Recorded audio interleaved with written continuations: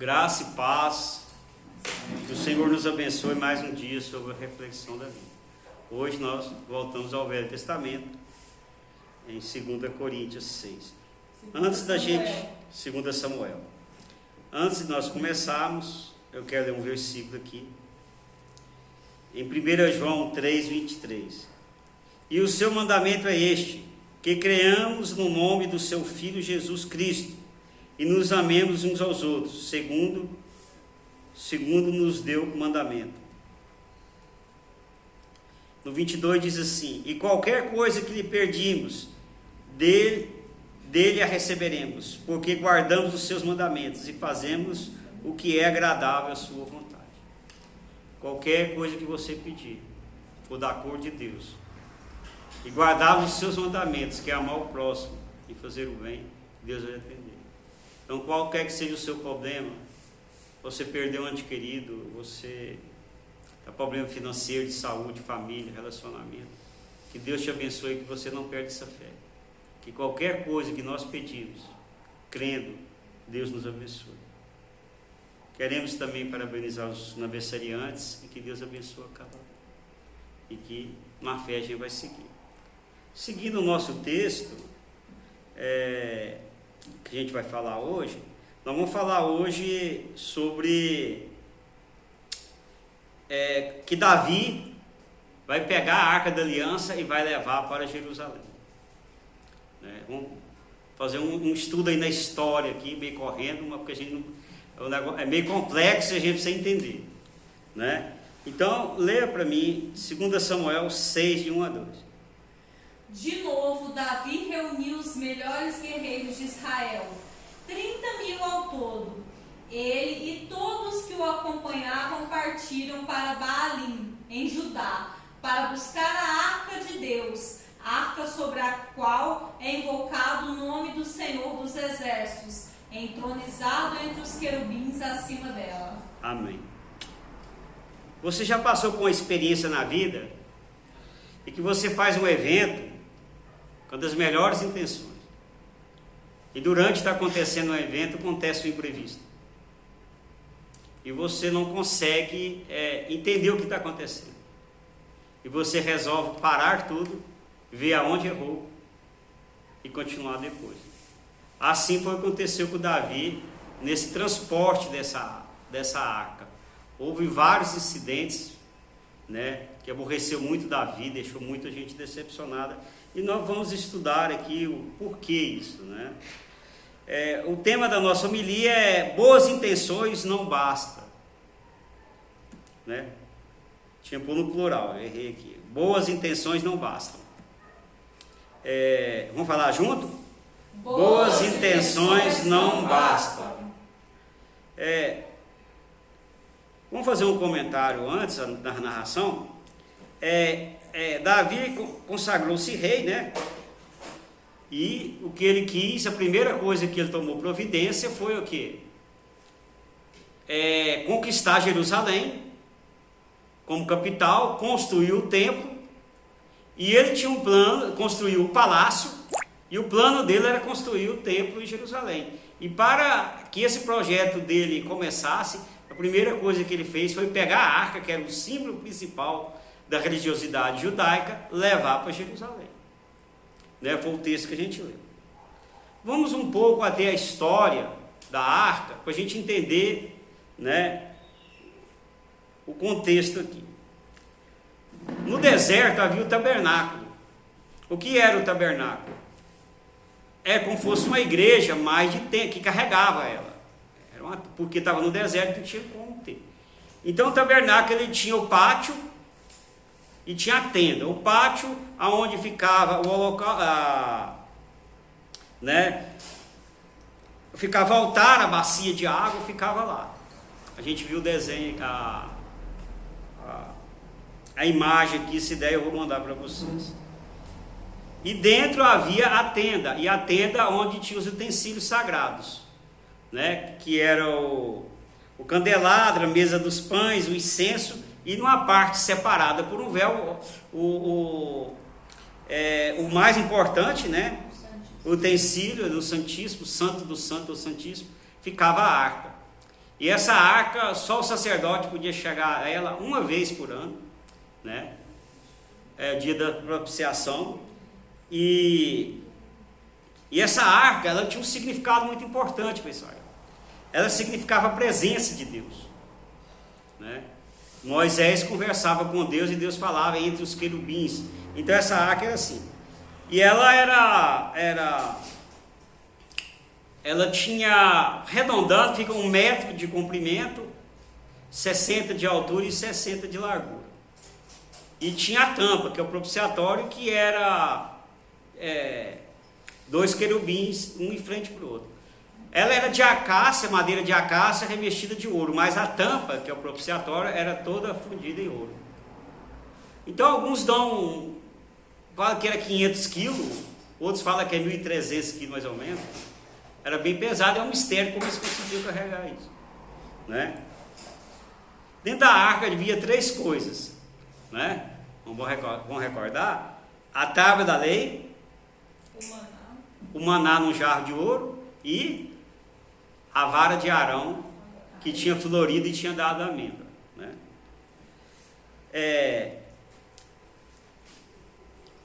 Essa arca, ela tinha a maneira, tudo tinha uma maneira de ser transportado, né? Por exemplo, quando desmontavam a tenda, havia 2 carroças que punha tudo dentro. Eram 3 famílias que levavam 3 famílias dos israelitas que levavam o tabernáculo. E 2 famílias levavam em carroça, duas carroças, 2 famílias. E os utensílios era levado pela família de Coate, os coatitas. E eles tinham que ser levados no ombro, não podia ser levado em carroças. Então essa arca, o candelabro, a mesa dos pães, do incenso, é tudo na mão. E ele tinha aqueles varais, que aqueles varais não tiravam nunca. E eles tinham que pegar. E eles não podiam tocar, ninguém podia tocar na arca nem nos objetos sagrados que morriam. Então eles tinham o maior cuidado de carregar e não tocar. Então isso e essa arca, ela sempre ia à frente. Quando o acampamento guardava o tabernáculo, e tinha que partir, ele desmontava o tabernáculo e a arca ia na frente. A gente vai ver isso sempre, né, com Josué e outros lá, que a arca sempre ia na frente. Agora vamos falar assim um pouco da história da arca, o paradeiro dela, para a gente chegar em Davi.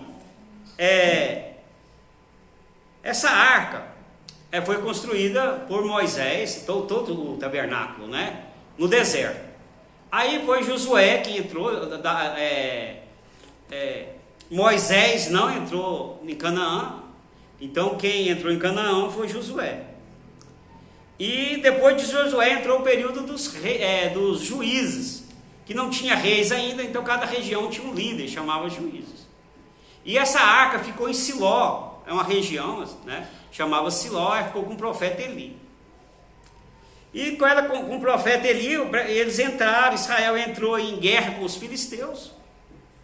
E os filhos de Eli resolveram levar a arca para ajudar na guerra lá, para abençoar. Só que eles perderam a guerra e os filisteus capturaram a arca.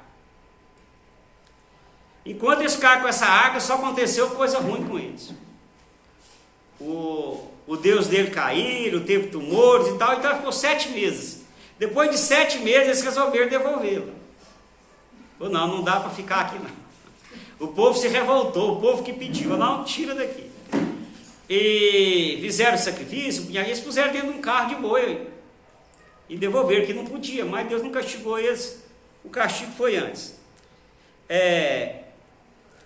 Aí resolveram devolvê-la. Aí ela foi para Bet-Semes, né? E os Bet-Semitas, muito curiosos, diz que a curiosidade mata o gato, né? Resolvem olhar dentro da arca para ver o que tinha. O que acontece com eles? Morrem todos na hora. Aí o pessoal do Bet-Semes falou assim: não, segue com essa arca. A gente tem estrutura para ficar com ela. Aí ela foi para Kiriat Jearim. Ficou na casa de Abinadad e o seu filho Eleazar cuidou dela. Foi para a casa de Abinadad. Então ela ficou lá na casa de Abinadad, em Kiriat Jearim, ela ficou 20 anos. né? Então, essa história que nós vimos de Davi agora já vai partir para Davi. Então, Davi,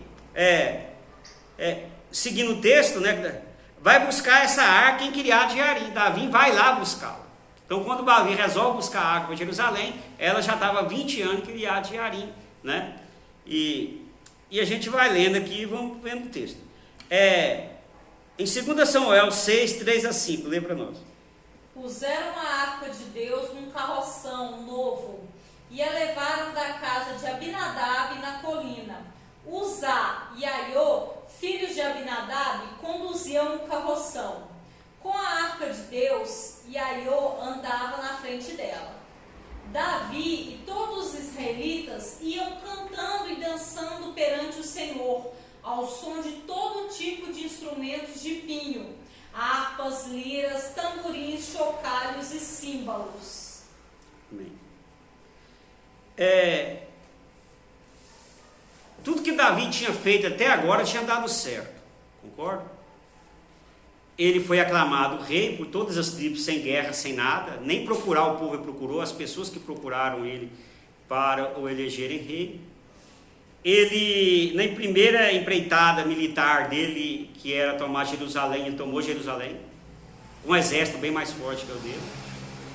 Ele construiu o templo, os povos foram lá ajudar ele a construir os templos, então estava muito bom, né? Então eu falo assim, agora, não, construiu o templo não, o palácio, estou confundindo essa palavra. Ele construiu o palácio e falou, agora é construir o templo. Bom, então, antes de mais nada, eu vou pegar a arca e levar.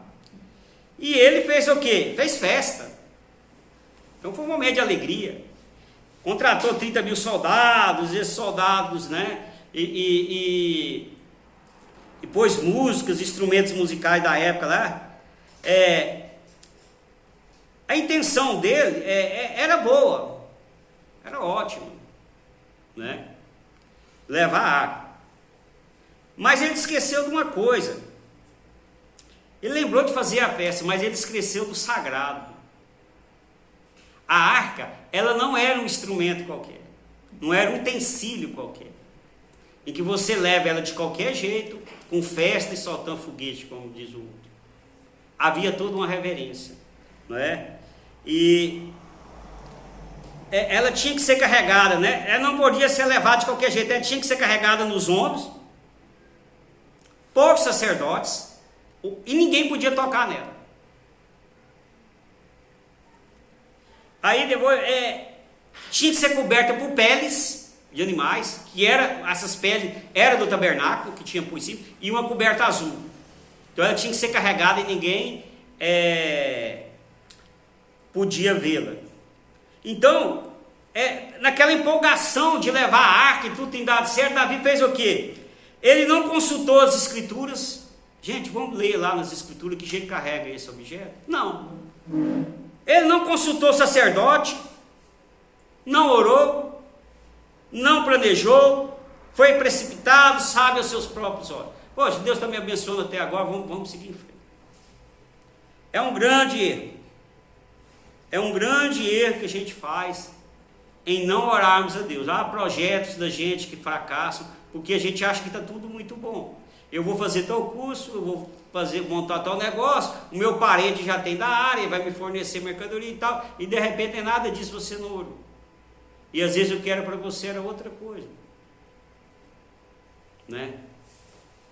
Eu estava vendo isso aqui e falei, meu Deus do céu, a gente vai ler na Bíblia e vai fazendo uma análise da vida da gente, o quanto a gente erra. E Davi, que era um homem segundo o coração de Deus, errou, e vai ver que ele tem um desconto para a gente, né? Como a gente erra. Leia 2 Samuel 6, de 7 a 8. Quando chegaram à eira de Nacon, Uzá esticou o braço e segurou a arca de Deus, porque os bois haviam tropeçado. A ira do Senhor acendeu-se contra Uzá, o seu ato de irreverência. Por isso Deus o feriu e ele morreu ali mesmo, ao lado da arca de Deus. Amém. Então, a gente aqui em Goiás fala carro de boi, né? Não carroça de boi. O carro de boi estava carregando. Quando chegou na eira de Nacon, eira é um lugar plano onde bate os grãos e seca. né, é um lugar de fazer isso. A gente vê muito isso em fazenda. Eu não sei qual o nome, que dá secador, né, uma coisa assim. É diferente para cá. E os bois tropeçaram. A Bíblia diz assim, mas talvez eles agacharam para comer algum grão. Sei que nesse tropeçar ou agachar para comer algum grão, a arca tende a cair, né? E ao ver aquele, no reflexo dela cair, Uzá põe a mão nela. E o que acontece? Na hora, instantaneamente. Então, a intenção dele era boa? Era. Porém, agiu errado, né? Às vezes nem sempre a boa intenção vai dar certo. Às vezes é errado, a intenção é boa, mas agiu errado. Então, em Provérbios 4:12 diz assim: há um caminho que para o homem parece direito, mas o fim deles são o caminho da morte. Então, o caminho tem caminho que parece que é muito certo, é muito bom, mas é a sua morte, né?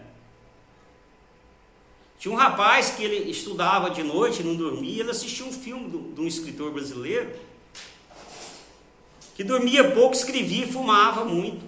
Ele falou, vou fumar para mim dormir menos. Onde se viu o cigarro tirar a sono. Pela largar esse vício foi duro. Às vezes o pessoal vê assim, eu vou fazer tal coisa que é legal, todo mundo faz, e de repente para você largar desse vício, e a intenção não era má, era estar junto com a turma, né? Vamos participar de um racha, vamos participar disso, quando vê você está lá dentro, e você é a sua morte. Então a gente tem que fazer as coisas certas, né? A Bíblia diz que o meu povo morre por falta de conhecimento, né? Ter conhecimento. Lê 2 Samuel 8:10. Davi ficou contrariado porque o Senhor em sua ira havia fulminado Uzá. Até hoje aquele lugar é chamado Pérez Uzá. Naquele dia Davi teve medo do Senhor e se perguntou: como vou conseguir levar a arca do Senhor? Por isso ele desistiu de levar a arca do Senhor para a cidade de Davi. Em vez disso, levou para a casa de Obed-edom de Gate. Amém. Então, Davi ficou muito contrariado. E com razão. Estava muito alegre, muito empolgado. E deu tudo errado. E ele não sabia por que ele tinha morrido. Por que tinha dado errado. E Davi agiu muito sabiamente. Ele pegou a arca, né? Levou para a casa de Obed-edom, que a gente vai falar da próxima vez, que a arca lá ficou um período lá. E ele pensou assim, não, alguma coisa está dando errado. Vamos deixar ela lá e vamos voltar para pegar e vamos ver aonde está errado. E a gente vai ver que ele vai agir bem diferente, né? Então, às vezes, a gente faz certas coisas erradas e dá errado, é bom dar uma parada, né? A Bíblia vai sempre dizer do silêncio, no vosso silêncio, né, está a vossa vitória. Refletir, dar uma parada. Mas nós estamos num mundo que o povo não aguenta silêncio, né? De vez em quando a gente precisa de silêncio. A gente que prepara a mensagem, a gente ama o silêncio.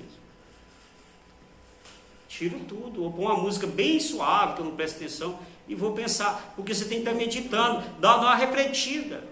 Eu conheci um colega que ele morava na fazenda, e ele ficava só de short, ele ficava pondo água no fogo caipira, numa vasilha, a água secava e punha água. Ele fazia aquilo o dia inteiro, e não ligava rádio nem nada, às vezes tinha um horário de notícia que ele ligava. E um dia, conversando com a pessoa, ele dizia assim, o fulano é muito sábio. Eu fiquei pensando aquilo. Ele não era um homem de leitura, pelo contrário, ele não lia nada, mas ele era um homem que refletia. Ele pensava as coisas, analisava, comparava com o outro. De vez em quando que as coisas estão dando errado, está dando errado, está dando certo, o que é? Eu não sei o que está acontecendo, nem que eu errei. Dá uma parada, olha a Deus, consulte, converse com alguém. Não vai fazendo errado, depois mais errado. Tem pessoas que ele faz errado, no outro dia ele faz mais errado, e você pensa, não é possível. que essa pessoa não vai refletir. Ela não está vendo a situação que está, mas ela não para. E a tendência de uma pessoa dessa é só piorar a situação.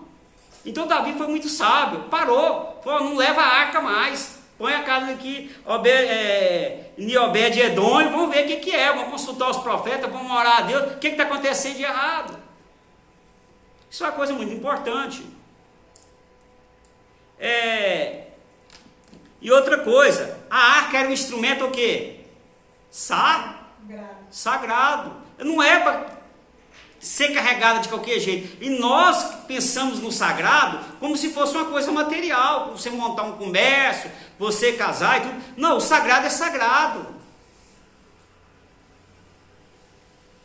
Eu tinha um colega e ele ficava brincando demais com as coisas sagradas, fazendo gozação.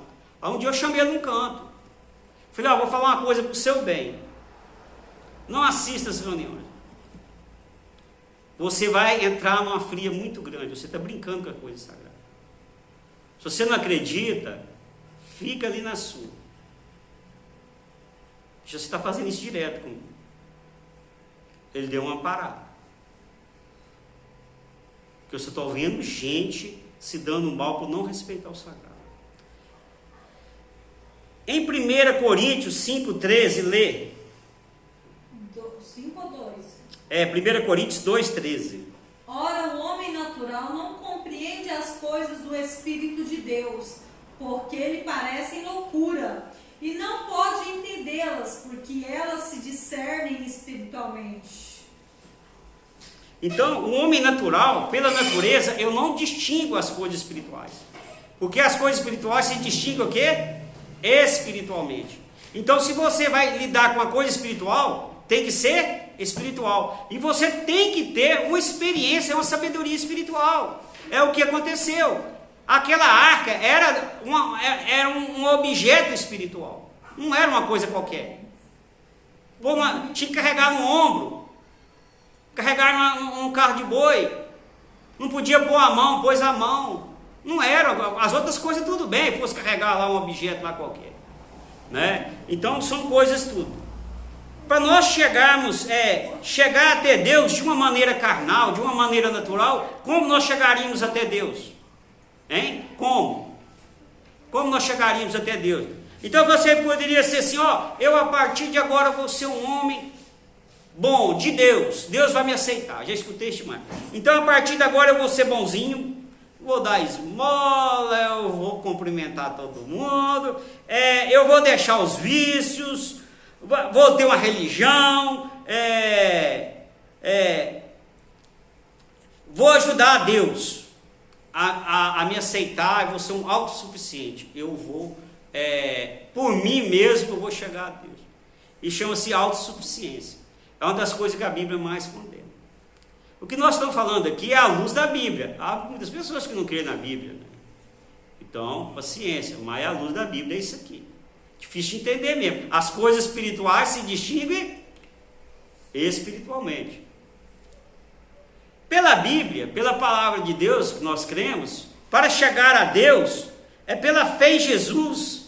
O nascer de novo, você vai ser uma pessoa boa, não porque você está esforçando, mas que você nasceu de novo, você tem uma nova natureza, você tem um novo objetivo. Nós somos guiados pelo Espírito Santo, não pelo nosso instinto. Nós dependemos de Deus, isto que é ser chegar a Deus. Há uma única maneira de transportar a arca, havia ou não? Sim, não podia ser de qualquer jeito. E a única maneira de chegarmos a Deus, é só uma maneira de chegarmos a Deus, segundo a Bíblia. E qual é essa maneira? Lê João 4,6, por favor. João 14,6. Disse-lhe Jesus: eu sou o caminho, a verdade e a vida. Ninguém vem ao Pai senão por mim. Tá bom. Você vai ler essa referência, eu estou lendo errado demais. João 14,6. Ele diz assim: eu sou o caminho. Ele não diz eu sou um dos caminhos. Eu sou o caminho, um caminho. Eu sou a verdade. Ele não diz eu sou uma das verdades. Ninguém vai ao Pai não ser por mim. Não tem opção, é um do caminho. Só chega a Deus através de Jesus. Essa é a Escritura. Se nós pusermos alguém no lugar de Jesus e dizermos que somos cristãos, nós estamos mentindo a nós mesmos. É Jesus que nos leva a Deus. Ele é a verdade, Ele é o caminho, não existe outro. João 14,6. Essa é a verdade. Vou ler a conclusão. Há caminhos que parecem certos, mas o seu fim é de morte. Jesus é o caminho certo e único que leva à vida. Amém? Amém. Eu tenho procurado o caminho certo que conduz à vida. Qual o caminho certo? Jesus. Eu tenho procurado Jesus. Quem é o meu líder? Quem é que eu admiro? Quem é que eu busco? É Jesus? Faça essa pergunta. Se não for, não está de acordo com a Bíblia. Sinto muito. Vamos fazer a oração junto? Pai de infinita misericórdia. Pai de infinita misericórdia. Em nome de Jesus. Em nome de Jesus. Obrigado pelas bênçãos recebidas. Obrigado pelas bênçãos recebidas. E pelas que virão. E pelas que virão. Faça um milagre em minha vida. Faça um milagre em minha vida. E na vida de quem está precisando. E na vida de quem está precisando. Console o meu coração. Console o meu coração. E o coração de quem está sofrendo. E o coração de quem está sofrendo. Me ensina a fazer as coisas certas. Me ensine a fazer as coisas certas. Para que eu não venha sofrer Para que eu não venha sofrer as consequências do meu erro. as consequências dos meus erros. Em nome de Jesus. Em nome de Jesus. Amém. Amém.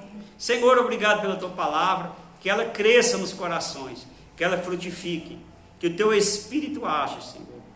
Porque se o teu Espírito, Senhor, não agir, não tem como. Abençoa os que sofrem, os que precisam de um milagre, os que estão, Senhor, esperando, Senhor. E que nós aprendemos com a tua palavra a fazer as coisas certas. Eu te peço e te agradeço em nome do teu Filho Jesus. Amém. Amém? Amém. Bênção final.